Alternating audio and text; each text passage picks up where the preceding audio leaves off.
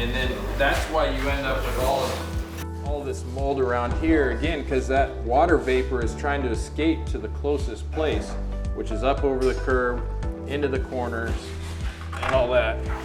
Oh, that stinks too, huh? I can smell the weep holes. No, grind the traps off. It smells like a weep hole. It would have to have been cleaned out real good, and that's why you put the gravel around here, so that it protects those, keeps them from getting clogged. You can't even see it, but it's right there. So there you go, now it's unclogged.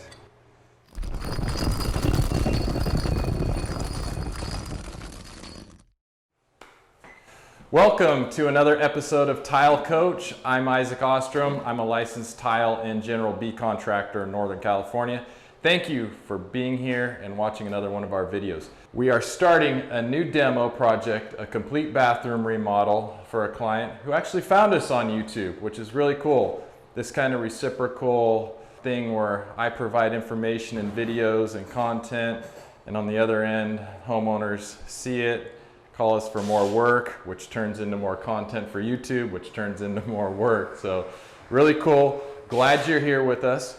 But what we have here, we got a couple things going on. So overall, the original tile job on this project, I would probably grade it, oh man, Steve, what do you think? B minus, C work, maybe C minus.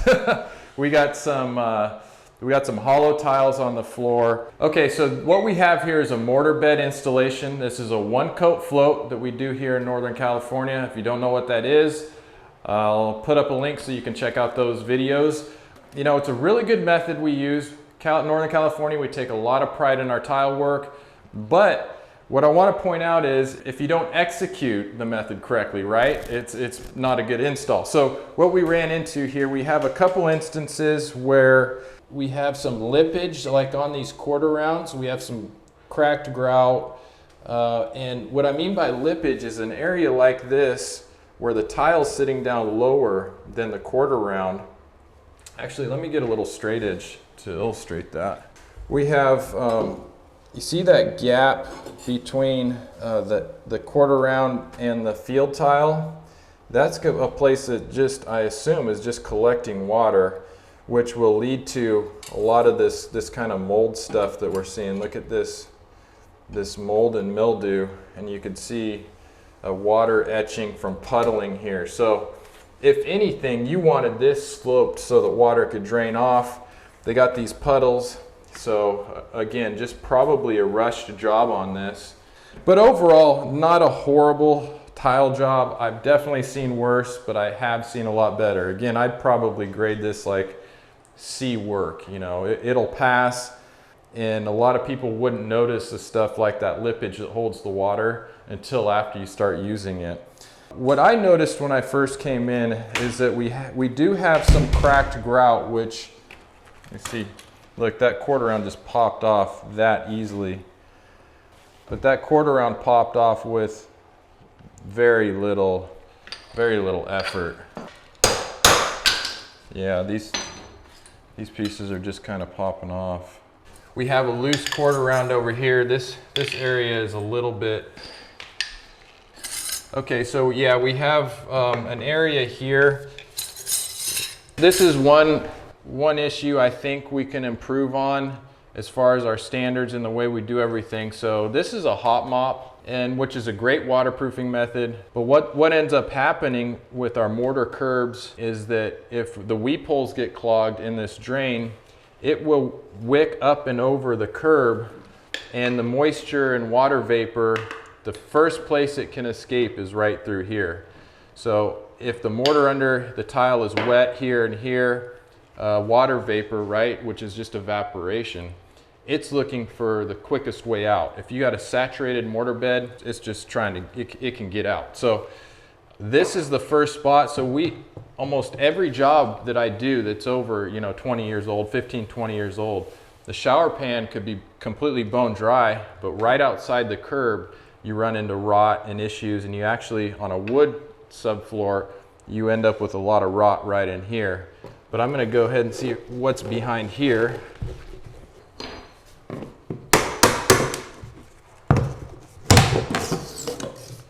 And so we got some mold and stuff in here. Doesn't look too bad though. But yeah, our drywall, and I can smell, it's a pretty musty smell. And you see, yeah, there is some water damage, and there's some mold in there. So this drywall is gonna have to be replaced probably all the way out to here. And that pressure treated 2x4, oh yeah, we definitely have some water damage, unless that's, actually, you know what that is? The hot mopper actually did this guy a solid, because what he did is he actually lapped his tar onto the 2x4. This just has a coat of hot mop tar. He brought that and decided to just kind of lap it onto these 2x4s, because just slap a little bit of tar on these framing members to protect them, and they did, because they're solid. Even though that drywall has damage to it, the 2x4s are solid. So yeah, that's kind of what happens here. Again, moisture. Yeah, see, our tile guy, I don't know if he ran out of thin set or what, but you see that big void with nothing in there. So no coverage. And look, this guy, I can just about pull out with my hand. I should be able to get it out here. Yeah, look. So that was just loose in there. But yeah, you can see, that's where you can see that tar that he put on the 2x4s. See the black right there, the black tar, he lapped it onto the 2x4s and down around here, which kind of saved this from a lot more water damage, because if the 2x4s get rotted out, then we're having to take out the whole wall and reframe it, whereas replacing drywall is a piece of cake, no problems. So yeah, we're gonna go ahead and get this door out. One thing I wanna point out too is how they install these frame doors, because if we have a hot mop and the shower door guy happens to sink screws down through the hot mop in this channel, obviously that could cause big problems. And it can make it worse too, that this piece right here is actually a U-channel. So it's like a little valley that if water gets in between the seal, which is obviously, it's not totally sealed, I see holes in it right now. If water is going into that U-channel and sitting in a little pool, and there's a screw going down through it, down through the hot mop, that water is gonna find its way all the way down. So I wanna take a look at that as soon as we get this door off, but yeah, let's go ahead and do that.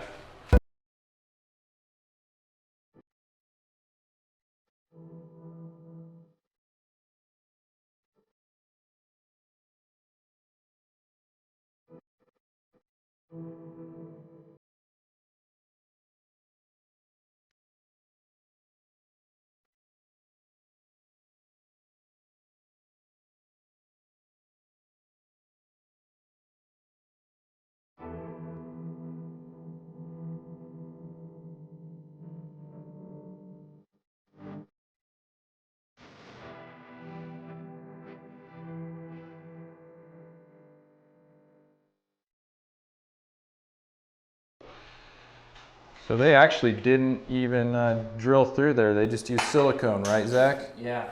So that's actually what saved us. That's really good, because if they had drilled in through there, that would have definitely leaked, because you saw that channel was filled with water and all kinds of nastiness and stuff. I really don't like these U-channel setups.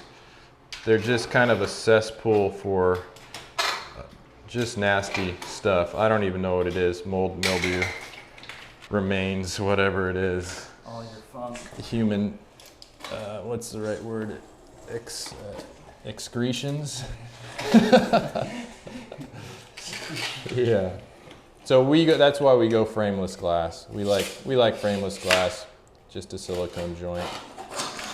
So yeah, let's make sure that they didn't Yeah, okay, so yeah, they just use silicone, so they were careful not to drill into anything.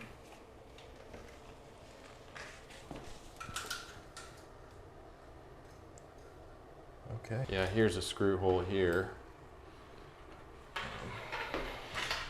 Another screw hole.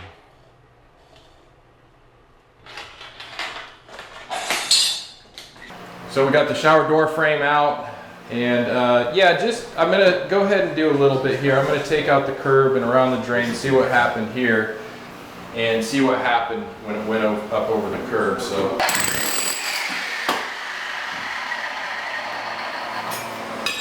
See, they just have this buildup of mortar here, fat mud, and that's where it wicks up and over as the shower pan gets saturated and can't weep, the only place for this water to go is up and up over the curb right here, and that's why that mortar is all damp and the fat mud is damp. It's a darker color, it's not dry. And so that's just that water vapor going up and over.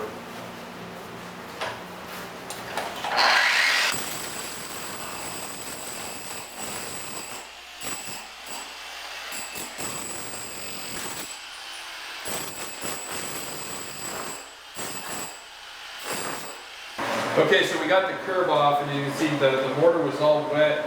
Everything was going up and over. That's why our dry rock was rotting right here. And that's why we got this efflorescence issue going on. I'll probably take a couple tiles off right here just to see what's going on too.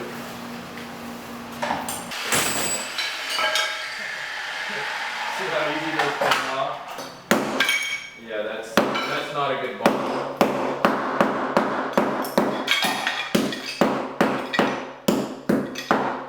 These guys right here, you see the bubble, so everything's sloping back this way. So that's why this area was holding so much water. We basically had a dam. So I'm gonna pop off a few tiles around the drain, just see if it's wet down there.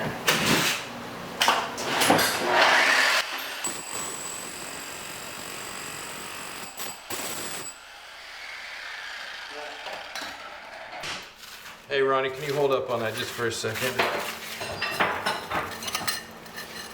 I know, it's hard to not do anything. Yeah, I've been driving for 4 hours. Let me do something. With the collar on back. I know, Okay. So, hey, Steve, can you hand me the vacuum real quick? I'm gonna vacuum this up. Okay, so yeah, you see the moisture in this shower pan. And what they do around here with the drains is this is duct tape. So there's 3 weep holes in these drains, which I can't see right now. Maybe, do we got a sponge and a bucket? Let me see if I can find these weep holes.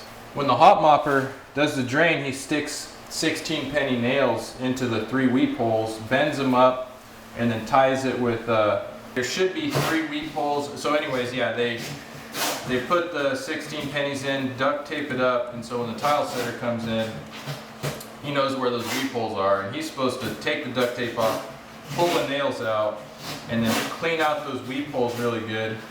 And the other thing was there was no gravel for weep hole protection, which is important. That goes right. That's a misstep here. That he didn't have any weep hole, and even though this deck mud is porous. Oh, did you give me a bucket and a sponge, Steve? Is that it right there? I got some bucket right here. Sponge is right there. Yeah, I need some water and a Sponge is right there. So yeah, the tile setter, he's supposed to pull those 16 pennies out, ream out any excess tar in those weep holes, and then put gravel or some other type of weep protection around here, because even though this deck mud is porous, it doesn't allow water to travel freely through there. So no gravel, no weep protection at all, and I can't even find the weep holes right now. So we're gonna get a bucket and a sponge and see if I can clean it out and find those weep holes. But see what happens when this water can't weep, of course you end up with all this wet mortar, which is nasty, and then that's why you end up with all this mold around here again, because that water vapor is trying to escape to the closest place, which is up over the curb, into the corners, and all that. Okay, good. Let's see if that's a weep hole.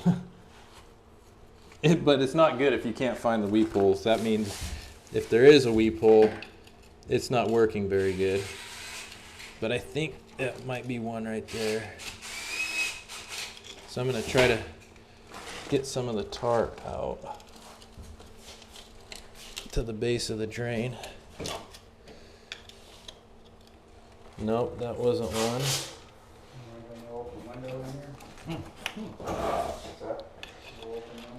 So I'm peeling some of the tar back.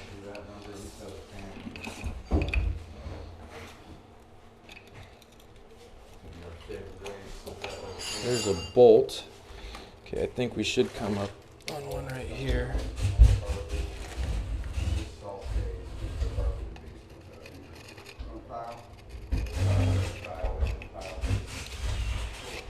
Oh, that is a weak. There is a weak hole.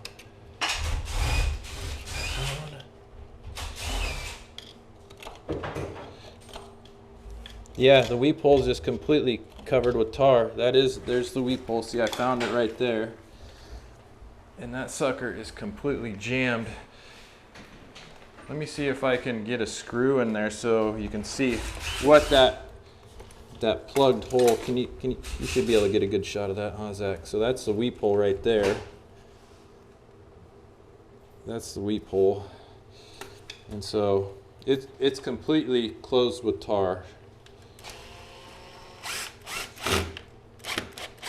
And see that screw? That just went into the weep hole.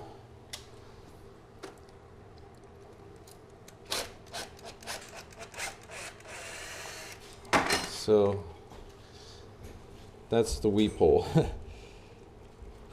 and now that shower can drain, but again, in order for that to happen, it would have to have been cleaned out real good, and that's why you put the gravel around here, so that it protects those, keeps them from getting clogged. But the tile setter, I'm guessing, wasn't very experienced at what he was doing here. And let me see if I can find another one just to double check. So here's the other one right here. What was supposed to be a weep hole. Again, you can't even really see it because it's clogged up with tar, but it's right there. And I'll make a hole so you can see it.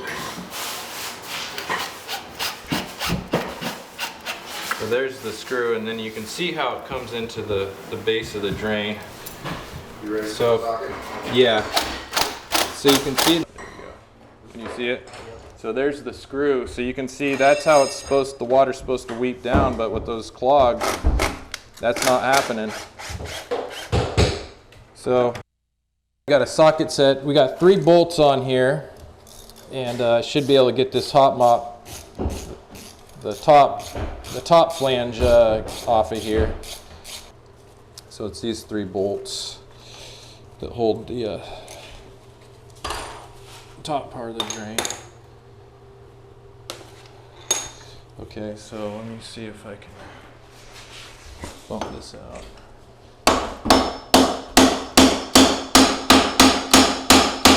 Okay.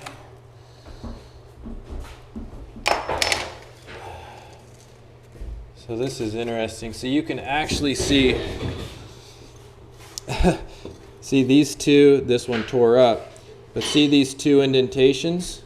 Those are actually where the weep holes are supposed to be, and this is the one that I didn't clean out. So there's your example of a clogged weep hole.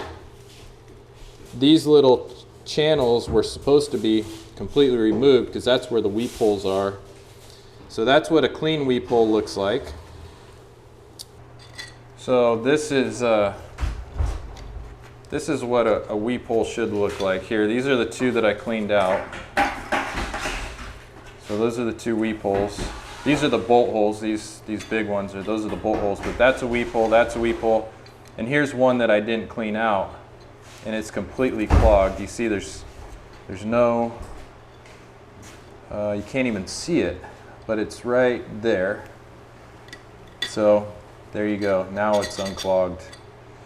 That's what, so yeah, these are the Odie Casper drains. And yeah, so that just goes to show, you know, this hot mop and one coat float is a great method. It's been used for 60, 70 years with good success. But even though it's a good method, right, you still need to execute it properly. You need to follow the correct methods. You need to know about weep action on drains. And because even though this is waterproof underneath, you're running into all these issues. Mold, nobody wants mold in their house, right? And so just goes to show, even though it's a good method, if it's not executed properly, it's going to fail. So do everything you can to educate yourself on using proper methods. I got a lot of great videos on all of this stuff, on how to properly do a pre-slope, how to properly keep your weep holes open and free so they don't get clogged. I'll put those video links up. As a matter of fact, that'll be the next video coming up right here. So thanks again for watching my videos. I love you guys. I love being your tile coach, and we'll see you on that next video.